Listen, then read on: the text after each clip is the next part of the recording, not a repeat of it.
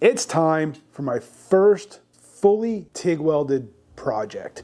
Now, I wanted my first TIG project to be something simple, but yet something useful. I wanted it to be something that isn't too difficult, but when you're done with it, you've got something that you're gonna use and that's gonna last. So I'm gonna be TIG welding a Certiflat fab square. This is a 6-inch one. I've had this one for I don't know how many years. This one's been MIG welded, and these things are super accurate, guys. I mean, these things are square in just about in every angle you could think of, every position. These things are super accurate. But when you get them, they ship flat. They ship in 4 pieces flat. So you just gotta clamp it up, make sure it's square, and then weld it. So when I bought this one, I bought this one also, figuring that I would eventually get to welding this one together once I started TIG welding. It's only been a few years. So I cleaned it up, wiped it down with acetone, and I got it all ready to go. So I'm gonna jig this thing up, and we're gonna TIG weld it. And when it's done, I'm gonna have a tool that'll last me a lifetime. All right, so here it is, guys. You can see I've got it all kind of clamped together. I've checked it with the machinist square. This thing is perfectly square in all directions that I can check right now. I mean, I can just check it off of the bench. It's square here. And then as I go this way, everything is square. So my plan is to tack the top edge, and then I'm gonna let it cool in the clamps, and then I'll flip it over, reclamp it, tack the other side, double check for square, and then fully weld this thing out.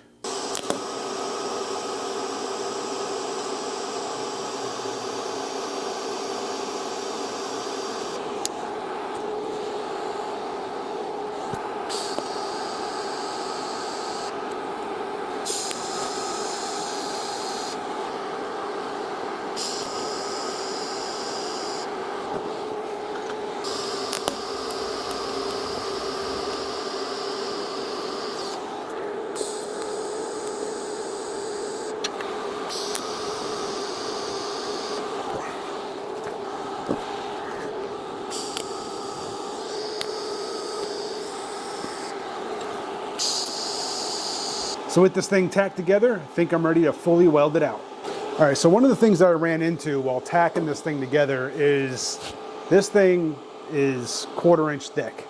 The machine can only go up to 200 amps. So I started off at probably 195, and that seemed to build the puddle really fast. So right now I'm at about 185. I'm gonna give that a try. It seems to work out pretty well. Like I said, I'm still a little slow. So I think having that puddle build a little bit slower, with a little bit less heat, might work in my favor, maybe. We'll see. So yeah, I'm gonna start at 185, and I'm gonna do probably this joint right here, and just see how well I can fill that in at 185. And I'll make any changes if I need to.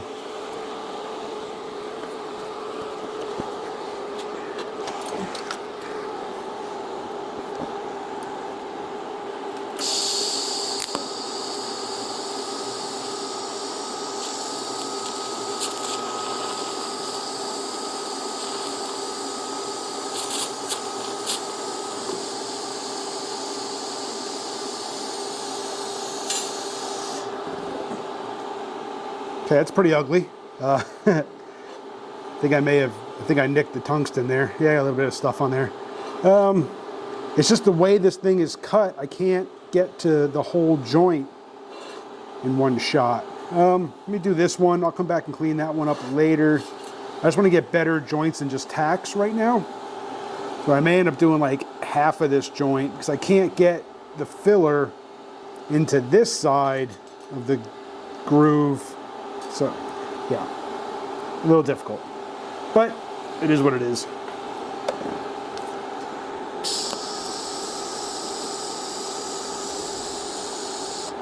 Okay, so that was a little bit better. I didn't dab, I just kind of like fed the filler in and kind of ran it over with the tungsten. Moved the puddle up over it rather than dabbing. I just kind of like welded along the rod a little bit. It's not fully welded in though, only like a portion of that divot is welded up. Let me show you. Try to show you anyway. With my pliers. It shouldn't be that bad. So there. Hopefully you can see that there. Hopefully that camera focuses okay. So yeah, not great. Into the other side.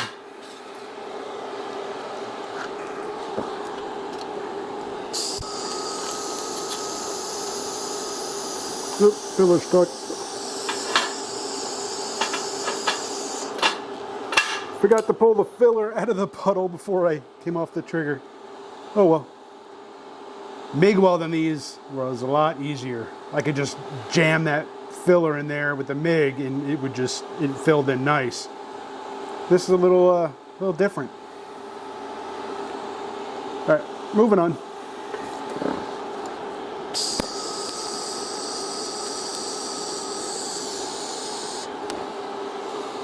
That one was better.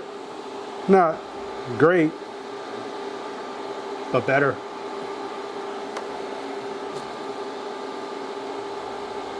Yeah, I need a lot more practice. Oh man, all right.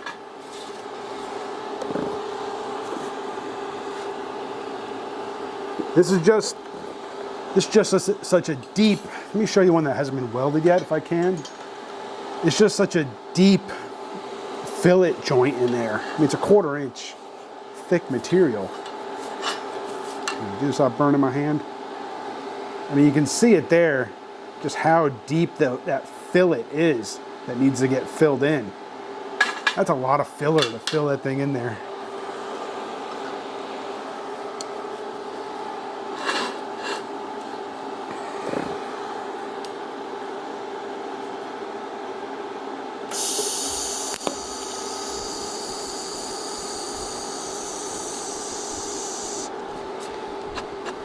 This is going to take like, almost have to weld like a root and then other passes on top of that. Good thing it's only a fab square.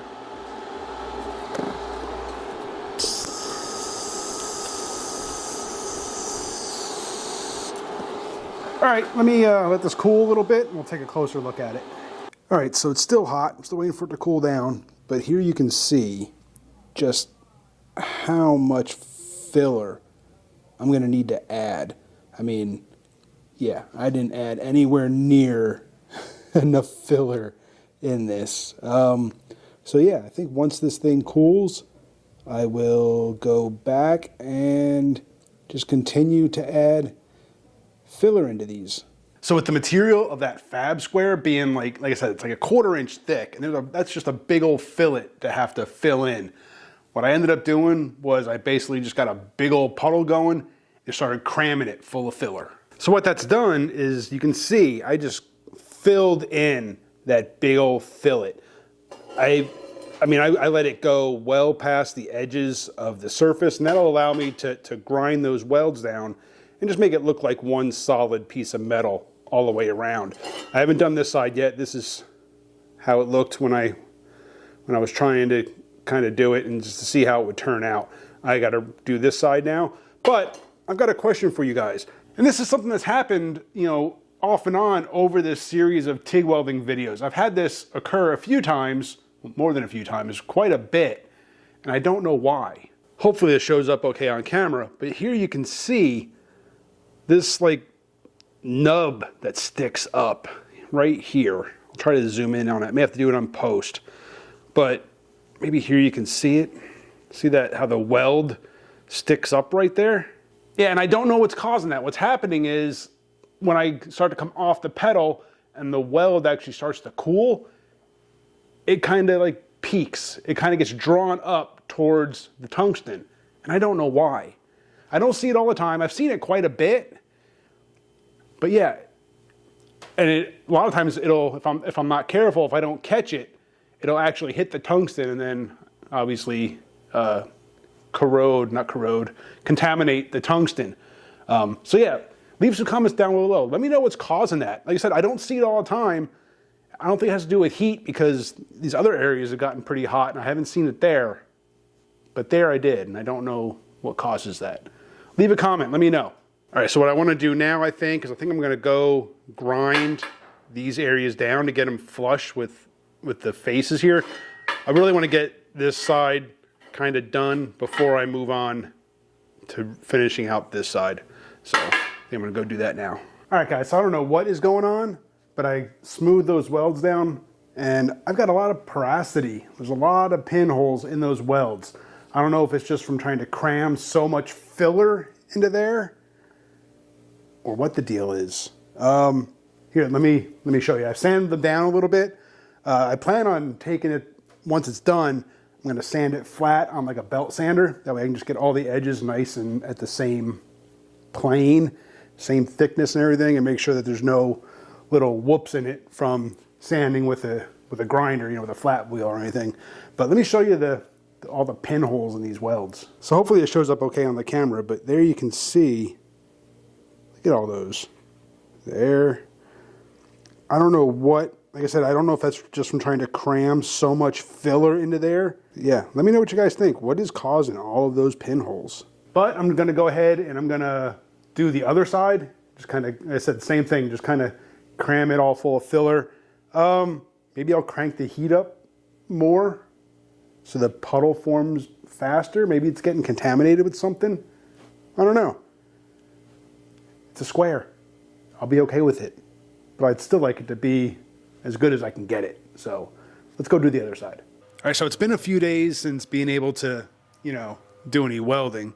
Had to get some work done to the charger over there. You can see that video here. But I think I've got the whole porosity issue figured out. All right, so the last time I was actually doing some TIG welding, the welds on this thing were looking really pitted, really porous. There were just a ton of holes in it. Just really looked bad. So I did some troubleshooting, and I think I found out that it ended up being a gas flow issue. More specifically, it was a gas lens issue. Now, it wasn't this one. This is for a larger tungsten.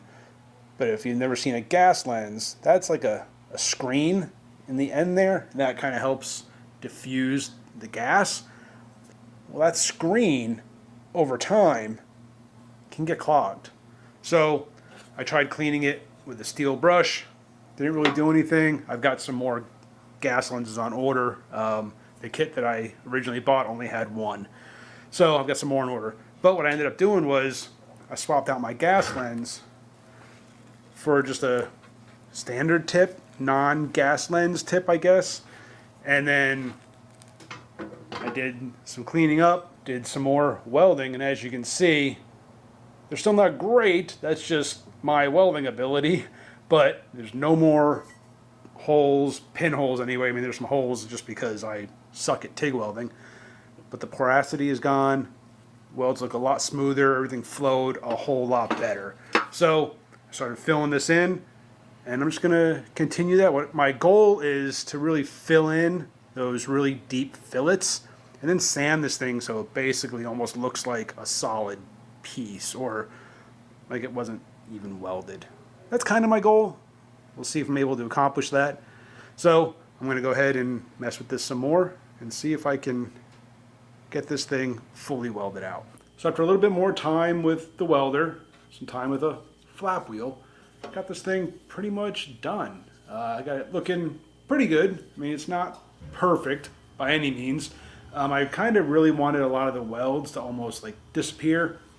But, I mean, especially like on the bottom side, you can still see if I can, you can still see some of those weld joints, even after they're ground down.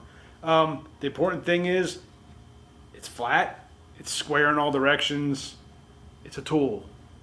It's going to be used as a tool. So as a tool, it doesn't need to be pretty. I mean, I did even take my little chamfering tool here, a little pneumatic chamfering tool, and added a chamfer to all the edges. Just because I felt like it. But the important thing is I learned a lot. I learned a lot about controlling that puddle. I learned a lot about feeding the filler. I learned a lot about gas flow. Yeah, it's kind of amazing just how much the gas flow, even though it's flowing, if it's not flowing right, it can cause a lot of problems. Guys, I was chasing my tail with all those porous welds for a good amount of time. It was really kind of starting to get really frustrated, but got it figured out, and it turned out pretty good. Not bad for my first fully TIG welded project, I guess. Appreciate you for watching. Hit that subscribe, hit the bell, and I'll see you on the next one.